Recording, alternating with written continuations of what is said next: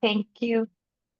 Thank you for joining us today in this opportunity that the Staff Association has prepared for the staff members of the OAS. I welcome Mr. Brent Upham and Mr. Babak Safari from Georgetown University. Thank you for joining us today to present um, three programs that the university is offering: the Executive MBA, the Master of Science in Business Analytics, and the Master of Arts in International Business and Policy.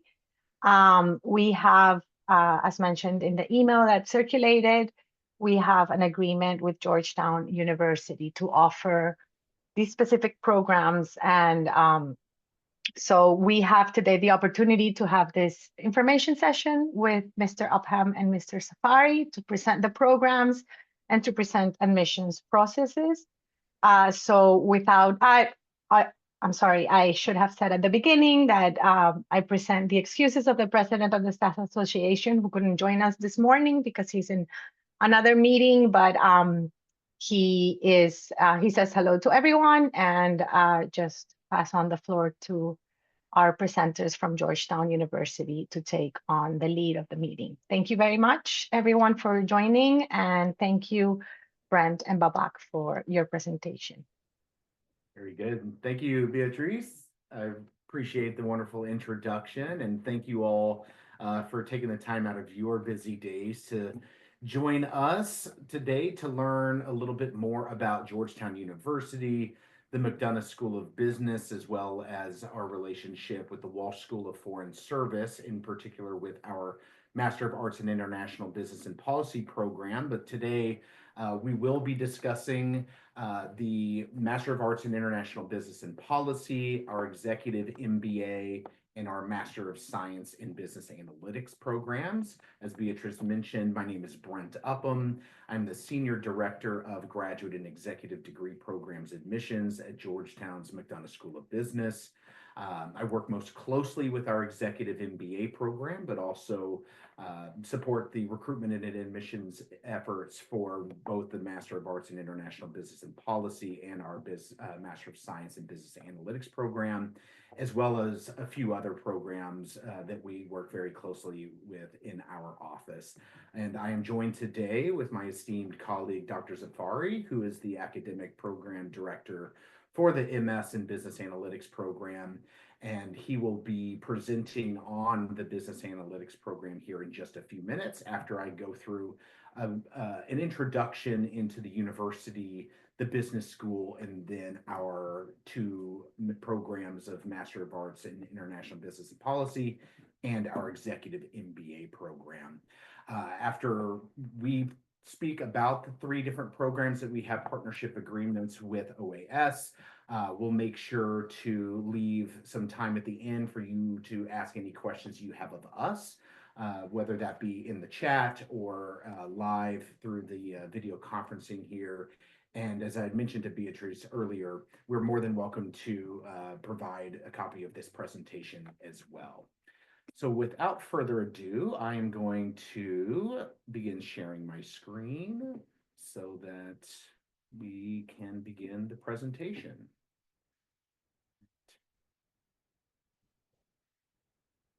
So just to start a few things off, and Beatrice had mentioned this earlier, and I know that she will come back on towards the end of the session to go over more about the agreement and some of the other financial incentives that you all have in part of this partnership agreement.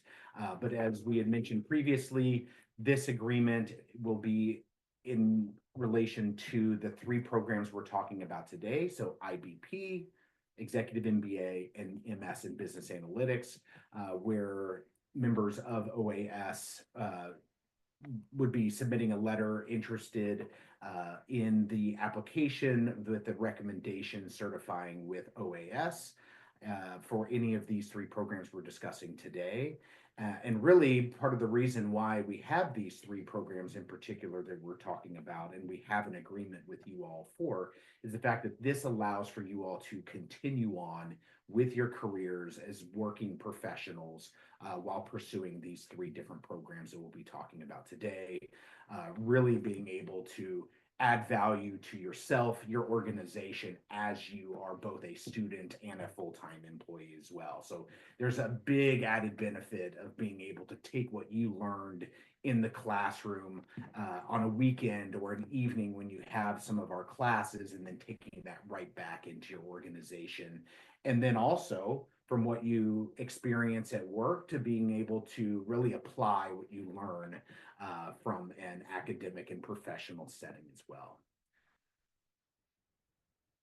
So before I get into the specifics of the different programs, we like to talk kind of at a broad, higher overview about Georgetown University and the McDonough School of Business, really leaning in on three particular pillars, I would say, about what makes Georgetown University and the McDonough School of Business in particular unique. And so at the very core of our programs is Georgetown's location, positioning, and access within Washington, D.C., as Washington, D.C. is in many ways the capital of the world, and it's where business meets government, and it's where governments influence each other. One of the big talking points as well, and something that students experience in our programs in general that's kind of tying into that Washington, D.C. based location, is the fact that we are very much a global ready business school. And that's what you would be expecting throughout the course of the program.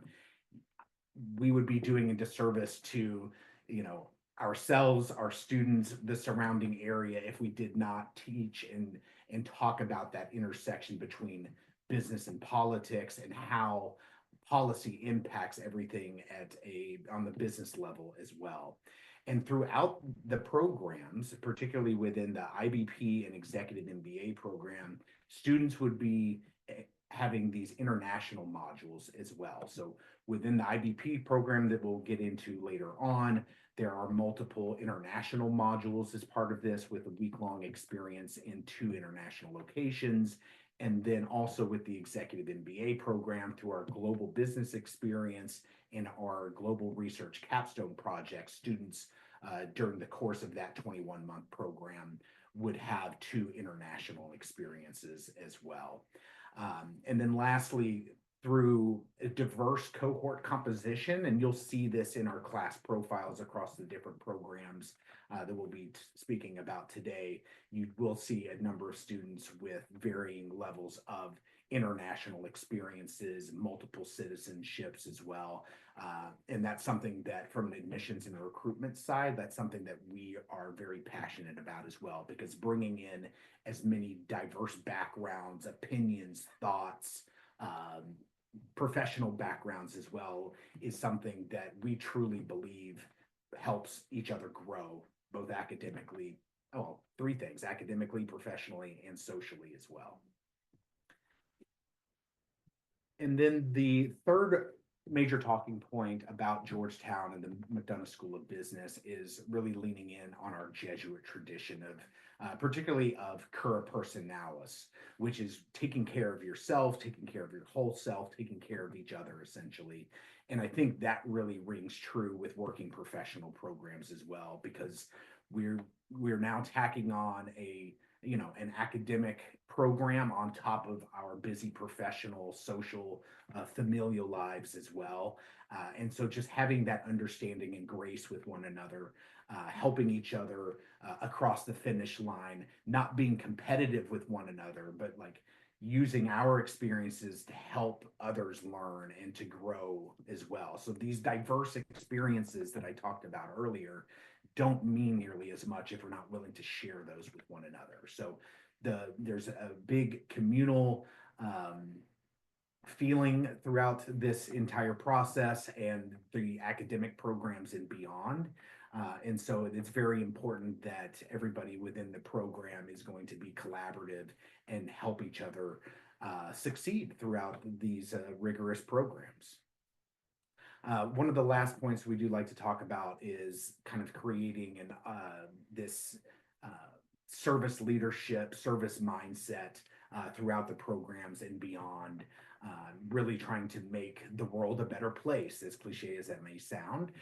But that is something that's very important to us, that, doing well, doing good, globally, essentially. So those are, like I said, the three big pillars for us: leaning in on our Washington, D.C. location, having a global ready business curriculum, and then the Jesuit tradition of the university as well. So now that I've spoken about the different pillars of Georgetown and the McDonough School of Business in particular, I'd like to provide some more information about the IBP and then the Executive MBA programs before I hand it over to Dr. Zafari to discuss the MS in Business Analytics program. All right. So starting off with a quick overview of the IBP program, this is a 12-month hybrid degree that takes place over the course of a single calendar year, designed for working professionals, as all the programs we're talking about today are, so that you are able to maintain full-time employment while also pursuing a graduate education as well. Sorry about that. And as I had kind of mentioned on a previous slide, we do have some experiential curriculum that is going to be embedded throughout all of these programs as well, really taking what we've been doing in our careers, applying that academically and vice versa, and once again, developing principled and global business leaders as well throughout the program. And as I touched on at the introduction, this is going to be a joint program between the McDonough School of Business as well as our Walsh School of Foreign Service. And so you'll actually have access to the career development alumni for both of these schools, and then having faculty from both McDonough and the Walsh School of Foreign Service throughout your programs as well. So back on this kind of unique two-school alliance between Georgetown and Walsh School of Foreign Service, the beauty is having, as I mentioned earlier, having access and getting to meet and learn from faculty members from both of these very highly regarded institutions through Georgetown University. You'll see here some of the recent rankings that we like to provide as well, just to kind of reiterate that reputation across the two schools, but really honing in on that intersection of business from one end and then the policy side from the foreign service school in particular. But as we get into later slides talking about the curriculum, this is where you're really going to see some of the more business-oriented classes, some of the more School of Foreign Service-oriented classes, and how they interact together. So as I mentioned previously, the IBP program is 12 months from start to finish, and it spans in a calendar year. So unlike our MS in Business Analytics program and Executive MBA, where the program begins each August, our IBP program will begin in January of each year. We'll conclude 12 months later in December. So we are completing this entire Master of Arts program within a calendar year beginning in January. And you'll see this later on when I talk about the application process, application deadlines as well, in that we have an IBP program that just started a few months ago. We just hit our first application deadline for that program that would be beginning next January versus the other two programs we'll talk about today, in which those programs will be beginning here in the next few months. Over the course of those 12 months, you will have 6 one-week in-person modules. 4 of those will be in Washington, D.C., and 2 will be internationally.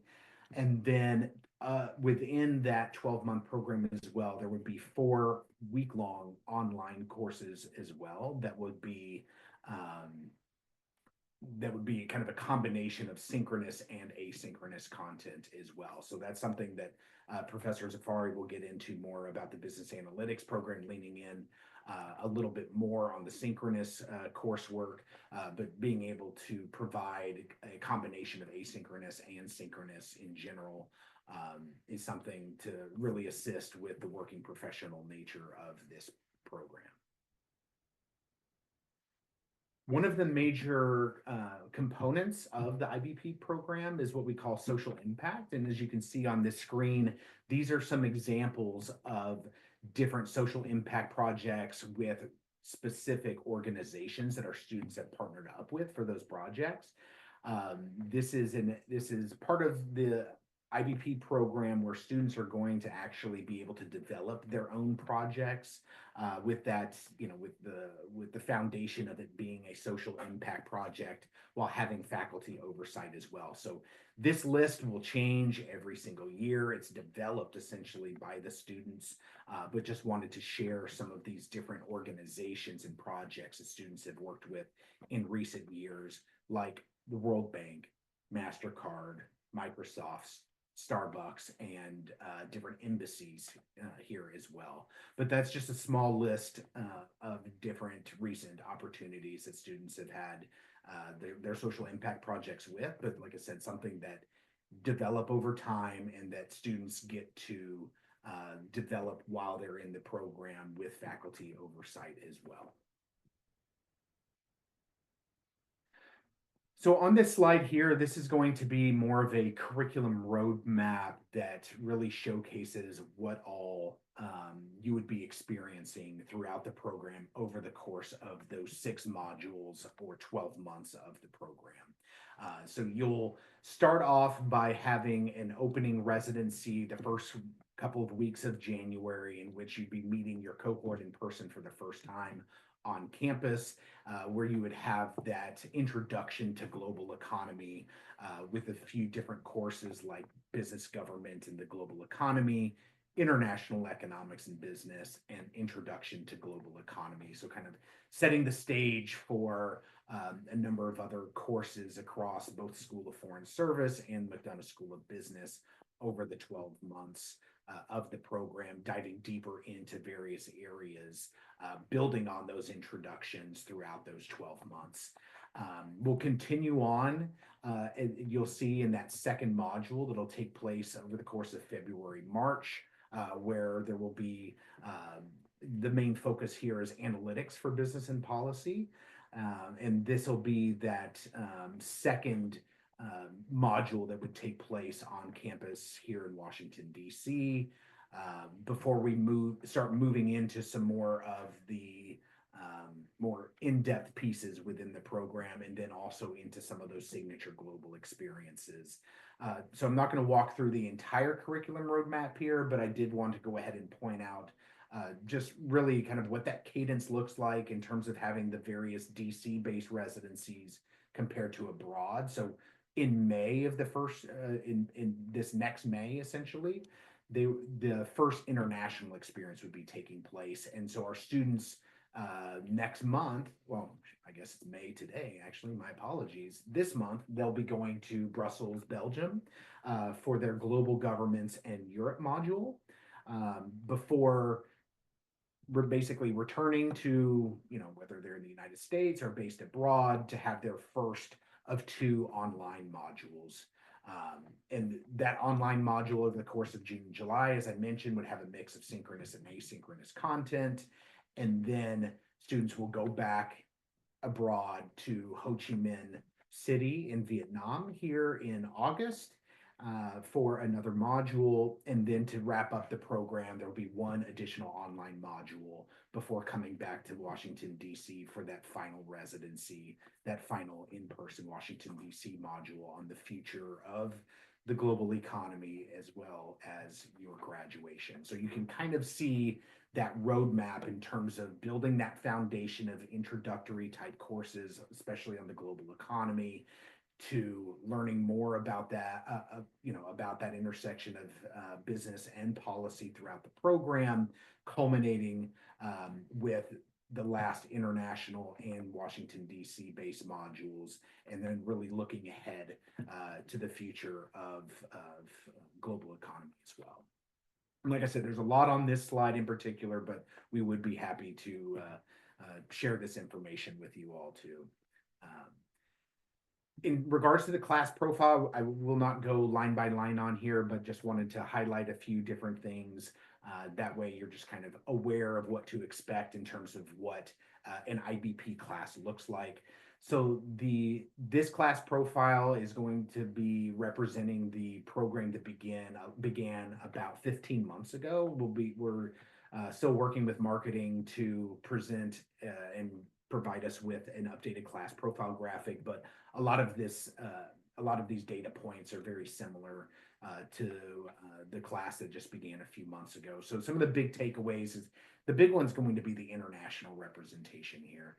So as you can see here, 92% of this class of 52 students had some form of international experience. So that's, when in an application, when we're asking if you've lived, worked, or studied abroad at some point, 92% of that class had those international experiences, and almost half of the class has some form of international citizenship as well. So that could be dual citizenship, citizenship outside the United States in general. So it's a very diverse international program from a class profile standpoint as well. And then from an age and experience standpoint, the IBP program tends to have around 8 to 10 years of average work experience post undergrad, which puts us at around, in any given year, somewhere between 31 and 34 years old for that incoming class. But some of the other items that you might find of interest in here would be the various industry representation as well as some of the demographic diversity representation too. All right. So with that being said, I will go ahead and talk a little bit about the Executive MBA program before handing it over to Dr. Zafari. I'd like to spend a little bit more time talking through the IBP program than maybe the Executive MBA, just because of how unique the IBP program is in general. Not every school out there is going to have a program like this. Naturally, it's going to be the IBP program that is going to be something that might be more geared in significant international locations like Washington, D.C. So that's why I wanted to spend a little extra time kind of talking through that program. But the Executive MBA program, I kind of touched on this earlier. It's a 21-month program from start to finish that begins in August of each year. So IBP was 12 months. Executive MBA is going to be 21 months. Dr. Zafari is going to be talking about a program that's about 16 months. So differing lengths of time from start to finish for all the programs today. But from a format standpoint with the Executive MBA, and I'll briefly show you a visual calendar for that program in a minute, but over the course of the 21 months, students are going to have 3 5-day residencies on campus here in Washington, D.C. Those are going to be either Tuesday to Saturday or Wednesday to Sunday, depending on their residency. Students are going to have 2 approximately week-long global experiences. The first being what we call the global business experience, in which the entire cohort is going to travel to one international location together for approximately 1 week, which is essentially going to be wrapping up a number of months of students working in smaller teams of 4 or 5 individuals on real world consulting projects with actual clients who are based in that particular international location. And then the second global experience is what we call the Global Research Capstone Project. This is going to go on throughout the second year of the program. It's kind of like social impact that I described earlier, where this is student run, student developed, coming up with research projects that are going to utilize all of our learnings over the past year and a half of the Executive MBA, put that into action, and then basically students are going to be in smaller groups and will split off towards the end of the program. And we might have 15 groups going to 15 different countries around the world to conduct their field research before returning back to campus. Actually, this upcoming weekend is when they do this. They'll have their Global Research Project Capstone Symposium, in which they'll present their findings To their cohort, faculty, staff, we invite all 30 plus years of executive MBA alumni for this as well, as it's almost a penultimate celebration prior to graduation. So on top of those 5 signature experiences, the 3 in DC, the 2 abroad, over the course of those 21 months, basically 1 weekend per month, you would have classes on our campus in DC, all day Friday, all day Saturday through about lunchtime on Sunday. And then 2 weeks later on a Saturday, we would have a 9 a.m. to 5 p.m. virtual synchronous day. So essentially just taking what we've been doing in our classrooms, moving it into a virtual setting to provide some added flexibility into the program as well. You'll see this on the curriculum graphic in just a minute, as well as the class profile.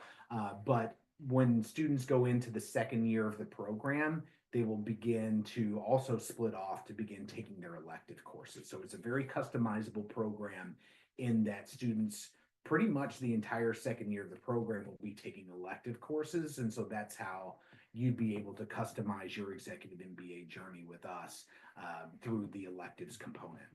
And that may segue perfectly into my curriculum graphic here, just to show you what that looks like over the course of the 21 months. Really, as you can see on that top half of the curriculum graphic, these are going to be pretty much core classes in which everybody is going to be taking the same courses that truly make up the Master of Business Administration degree.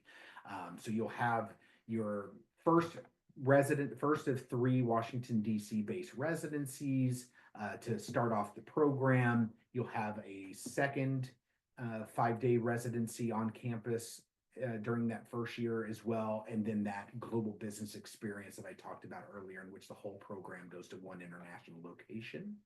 And over that year, that first year of the program, from August through, let's say, the end of July, those classes that are indicated here in dark blue, which make up the majority of that first year, the entire cohort of 50 to 60 individuals are going to be together for those residencies and those core classes. Now, when we get back from the global business experience travels, that's when the last 2 semesters we're going to be picking and choosing different elective courses to take. And that's where the cohort tends to split up. I don't want to say evenly split up, but you'll be having different elective offerings throughout the course of the weekends that you'd be having your classes as well. And that's where you'll be picking and choosing based off of maybe it's your professional goals, maybe it's just your own interest, but that's where you'd be customizing the program through these, I think, 11 or 12 electives that you'd be taking throughout really the second year of the program. And during that second year of the program, as you can see here as well, you'll have your third and final DC-based residency that is our new business ventures course. And then lastly, that global research capstone project and the international travel that's associated with it that our graduating executive MBA students are just wrapping up now. And then I guess if we're talking about starting in fall 2025, in May of 2027, have those global research capstone project symposium. We will be celebrating all of our accomplishments before graduating 2 weeks later. So that pretty much wraps up what to expect during the 21 months of the executive MBA program as well. Once again, not going to go line by line on here, just especially out of respect of everybody's time, but just as a visual learner myself, it's kind of nice to be able to see what this looks like in action in terms of the various 5-day residencies, the 3-day class weekends on campus, the 1 virtual synchronous Saturday per month on here as well.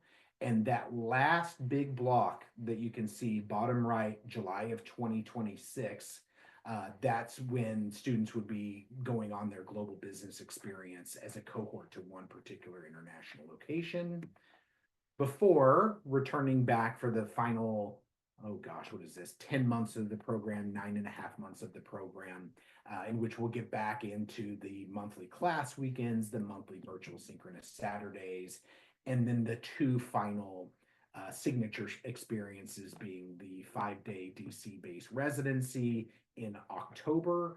And then we've got a bigger block of time set aside the last 2 months of the program for the Global Research Capstone Project travels.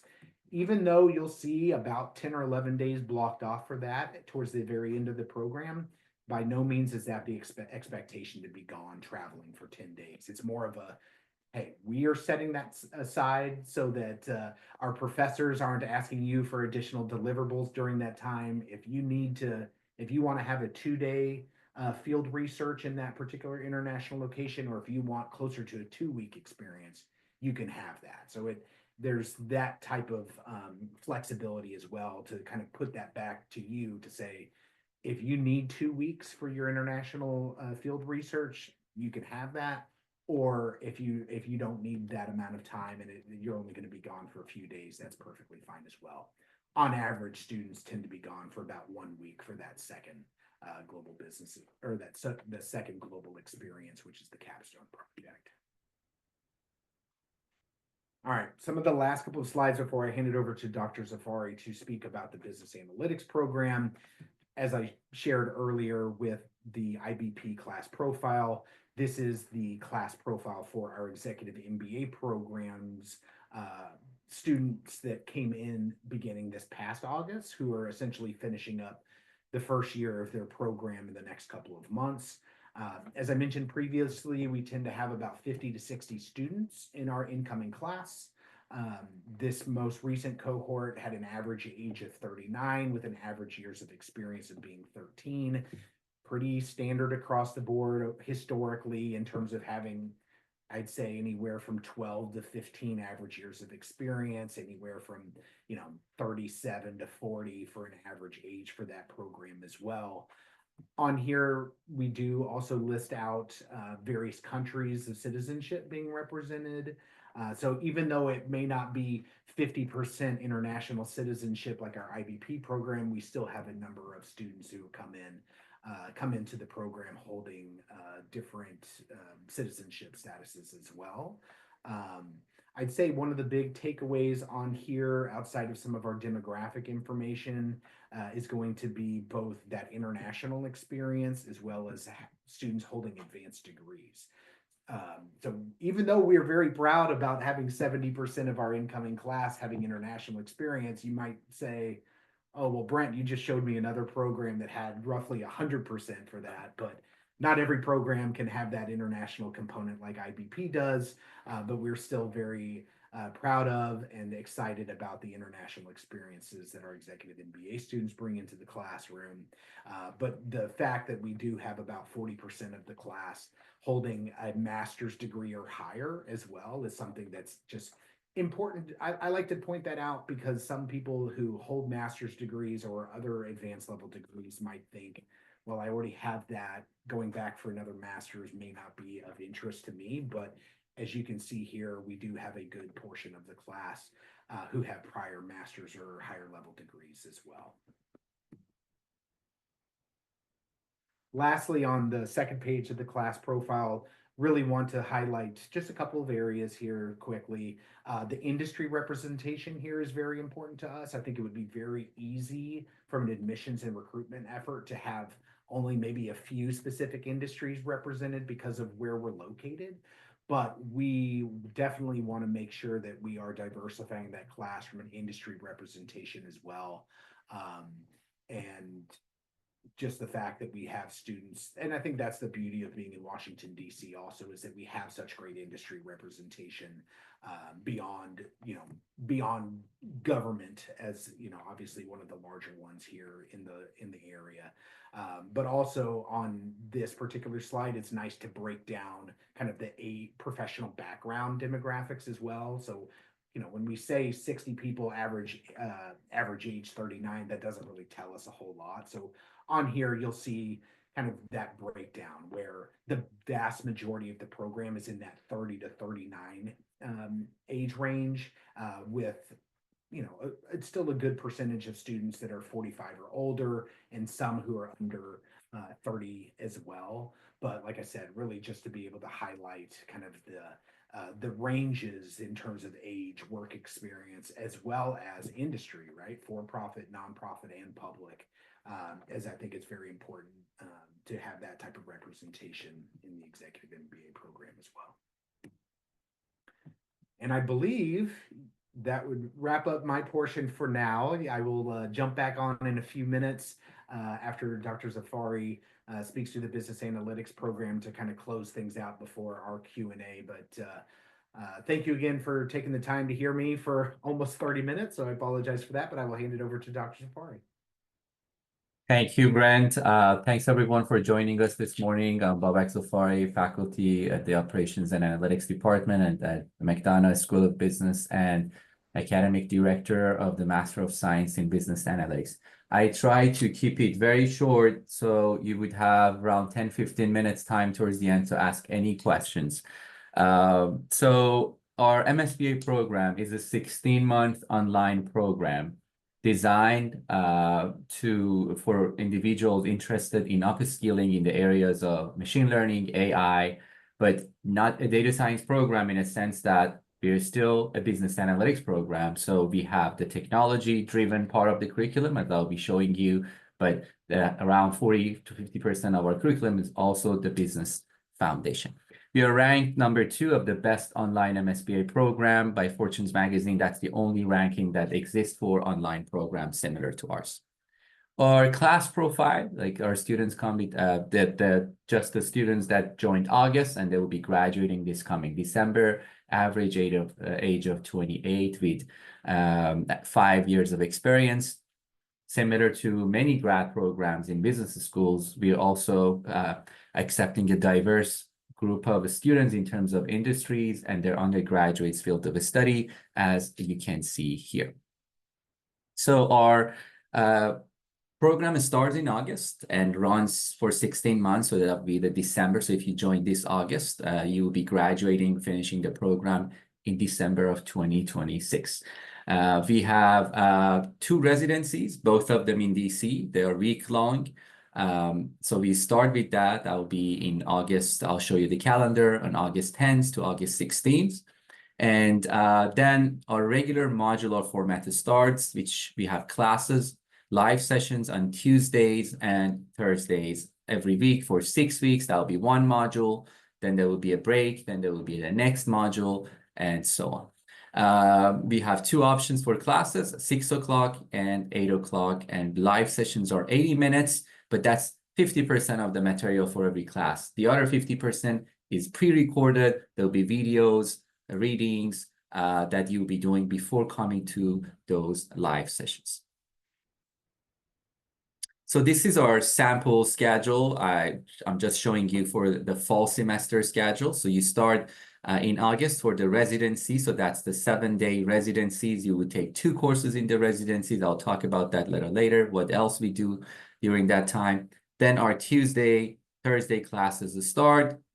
Tuesday is 1 class, Thursday is another one for 6 weeks, exam week, a break, then another module, then exam week, break, and another module. So that keeps going for 16 months. But again, March of 2026, there will be another residency between the modules. You come back to DC, or if you live in DC, you come to campus for those 7 days to complete the courses and the activities that we do. So what is our MSBA program? What do we teach? Each organization has a variety of data, operational data, community level data, survey, name it. Each of you deal with a lot of data. More recently, in the past 2 years, you're analyzing more text than we used to, unstructured data. And there are lots of decisions to make. What's happening? What will happen? What should we do? So these are all separate aspects of analytics: descriptive, predictive, prescriptive analytics.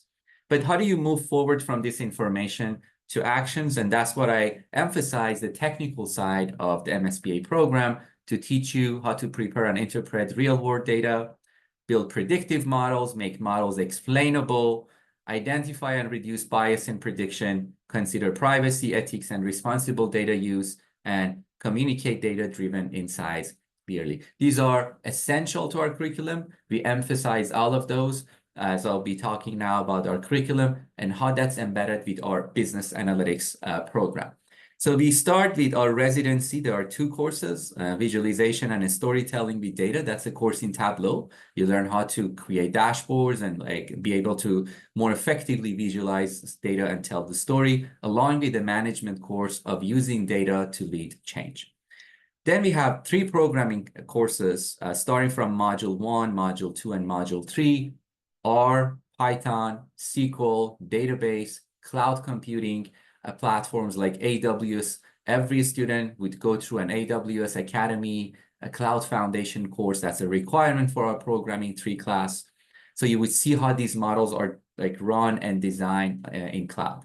At the same time, there are 3 of our what we call data analytics tools courses, the statistics for business analytics, machine learning 1, machine learning 2, and then we have another machine learning course down the road. So we have 3 of those from foundation to more modern and more advanced models.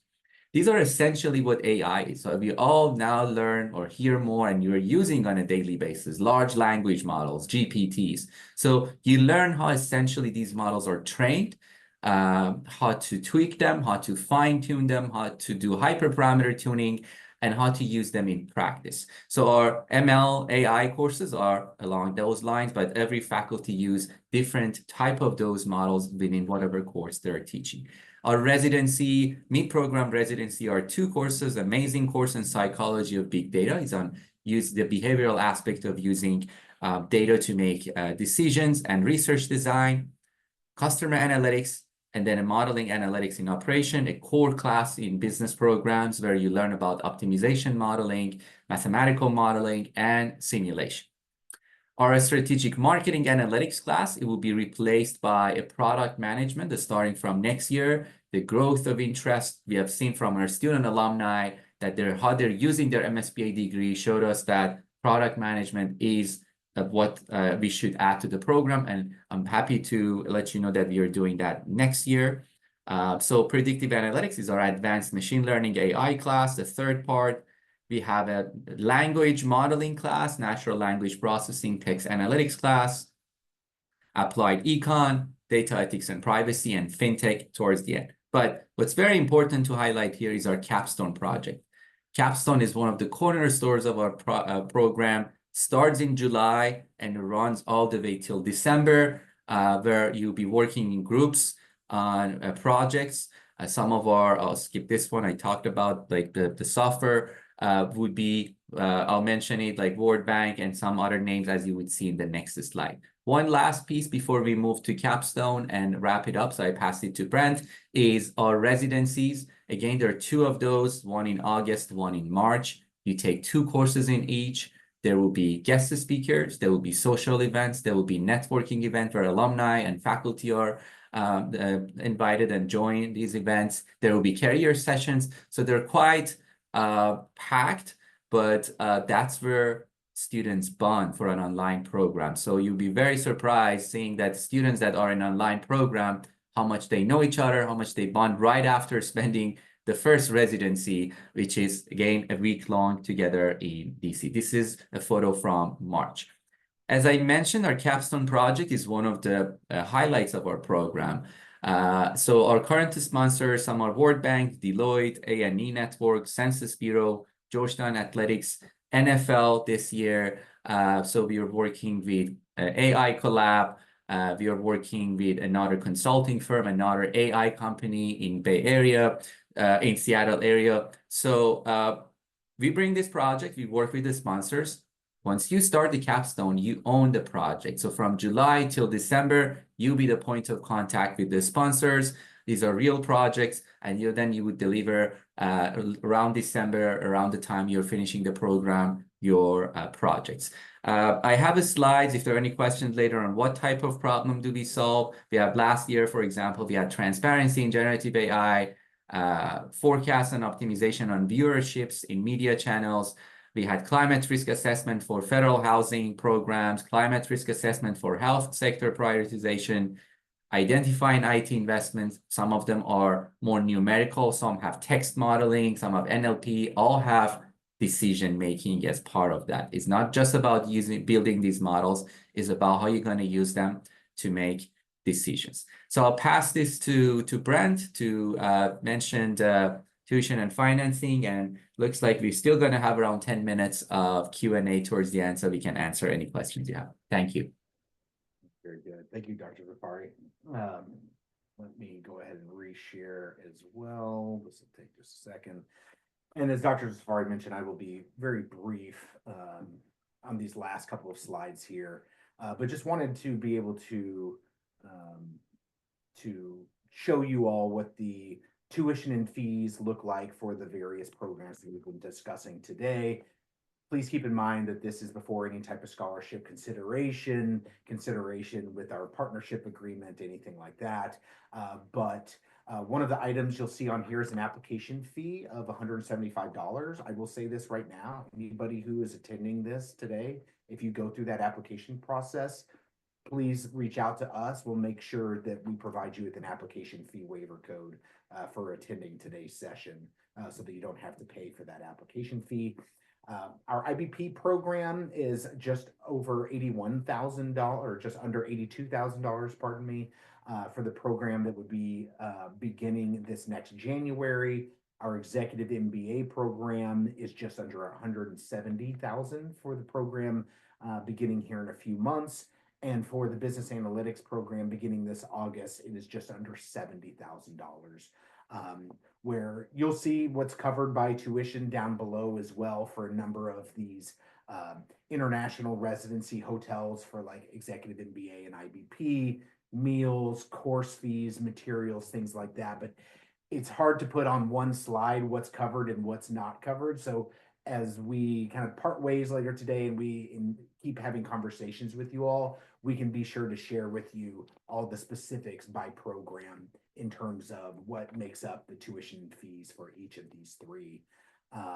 I will go ahead, Beatrice, is it all right for you, a good time for you to come in? Because I know you wanted to mention some of the financing options that our OAS members have access to as well. Yes, thank you, Brent. I'll be really brief. I just want to remind all of you colleagues about the subsidized educational loans that the Row Fund offers to staff members. These are competitive. These are loans with competitive interest rates. They provide up to $30,000 line of credit, and they're guaranteed by the OAS Staff Association. So this is an option in terms of obtaining a loan or reaching out to the Row Fund for a loan in order to finance part of the tuition costs for these programs. I will share an image in the chat, and I will also coordinate with our colleagues from the Row Fund to provide additional information to all of you in order to take this into account while you go through the decisions in applying and financing your programs. Thank you. All right. Thank you, Beatrice. Very good. All right, so I want to make sure that we have some time to address any questions that you all have. So the last item we have on here is just an application process slide that talks about all the different requirements throughout the for the applications for these various programs and some of our upcoming deadlines. With these upcoming deadlines that you'll see on the right side of the screen, you'll see that executive MBA and MSBA, because these programs begin in just a few months, we only have a couple of deadlines left. For executive MBA, the 15th of each month through June 15th would be the application deadlines. And then for business analytics, we have our penultimate deadline coming up in a little under 2 weeks. And then June 17th would be the final application deadline before moving to rolling admissions. IBP just had our first application deadline a few weeks ago, and then essentially every 2 months or so, we'll have an application deadline up through November 10th, because the next program start date will be in January. For the application itself, listed out a number of optional essays here. I wanted to point out, you'll see a video essay as an optional essay for on this slide, but for MSBA, we actually require a video essay with a specific prompt and specific questions for you to address via video, because we do not conduct admissions interviews for the business analytics program like we do for IBP and executive MBA. That's why we've got optional video essays for IBP and executive MBA, but it's essentially required to have a video essay for the business analytics program. We touched on the application fee, especially the fact that we would be more than happy to waive that for you all in attendance today. But everything that you'll do for the applications for all these programs will be online through any of our Georgetown, McDonough web pages where you'll see an apply button. So you'll be uploading copies of resumes, academic transcripts. Unofficial is perfectly fine for the application process. Everyone will have a minimum one personal statement essay that the prompt will be different across the various programs. But lastly, I wanted to touch on the recommendation piece. For each of the three programs we're discussing today, you will need to provide the contact information for a minimum one, maximum of two recommenders. That essentially you'll put in their contact information. We'll reach out to them for that recommender or recommenders to answer some specific questions and then have an opportunity to upload an actual letter of recommendation as well. So we will handle the recommendation process as long as you let your recommender know that you will be that they will be receiving notification from us about completing that process. All right, that's it for me. I know we have about 8 minutes left, so I do want to make sure that we can address as many questions as possible, whether that be the chat or if anybody wants to jump in and ask audibly or turn on their video to do so. More than happy to answer those. And like I said, I'll be happy to share with Beatrice a copy of this presentation for you all to have as well. But thank you for your time and look forward to answering any potential questions you have. Thank you very much for this very thorough and informative session. We appreciate your time and of course this partnership that we have signed with Georgetown. There is one question in the chat. Is there any type of scholarship I can apply for? Of course. So obviously with the partnership agreement, you'll go through the necessary steps there. But one of the items, let me go back here if I can. You'll see this optional scholarship essay. I'm glad that you asked this question. So this will be important too. Like if that is something that you want to be considered for any of those merit-based scholarships, particularly from the admissions side or directly through the university and business school, please just make sure to complete that scholarship essay. And that would indicate to the admissions committee that you want to be considered for essentially as much in terms of scholarship as possible. So please just complete that. Please complete the necessary steps through OAS as well from the certification, the recommendation from OAS as part of your application. And then the admissions committee would consider you for essentially the maximum amount of scholarships that possible through the application process. Thank you, Brent. Can you please clarify what is the percentage or the amount of discount that OAS staff receive for each of the programs? Sure, and I believe we have this. Let me go all the way to the front, maybe. That if I'm not Beatrice, confirmation from your end as well, but everything that I had was that members of OAS are eligible for automatically eligible for up to 15% scholarship for any of these three programs, so long as you meet those necessary requirements kind of laid out here and through OAS as well. And that's, like I said, that's kind of that baseline with our partnership. Yes, thank you. Yeah, there's another question. Good morning. Thank you for the presentations. Does applying through these agreement exclude from applying to other scholarship opportunities that the programs offer? Not at all. No, I would go ahead and complete that optional scholarship essay I was referring to earlier, and then essentially, as you've applied for the program, you've completed that optional scholarship essay. When it comes time for the admissions committee to make an admissions decision for you, they'll see that you are wanting to be considered for. We assume that people want to be considered for the maximum amount of scholarships possible, and that's what we would consider you for. So there will be the scholarships that we can provide directly through the business school and admissions. But one thing that's also important and that we like to share with prospective students as well, that we can always, I have no problem passing this information along as well, but a number of students will pair some of the scholarships they're receiving directly from the business school or the university through the admissions process with a number of external scholarship funding opportunities as well. So we've got an external scholarship funding opportunities website that we've put together.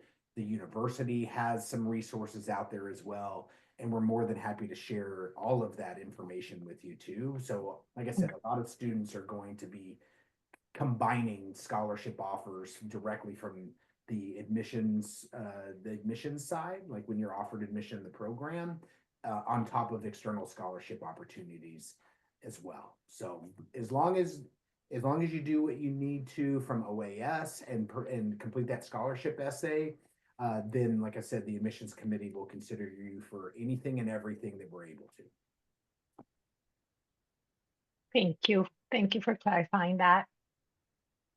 Are there any more questions, colleagues? You can also ask them directly through activating your microphone, or happy to read out the chat as well.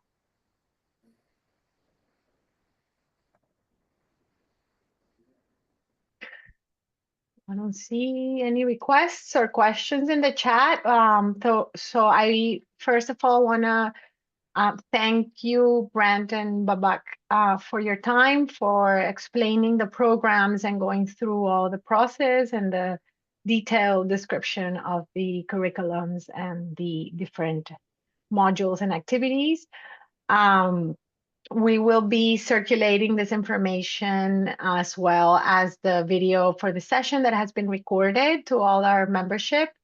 And then we will continue to follow up with you, and to our colleagues at the OAS who logged in. Thank you for your interest and for participating in this session. We will continue to share information on these programs as per our agreement with Georgetown University. So thank you everyone for your time. And thank you also for hosting us this morning, Beatrice, and thanks everyone who joined.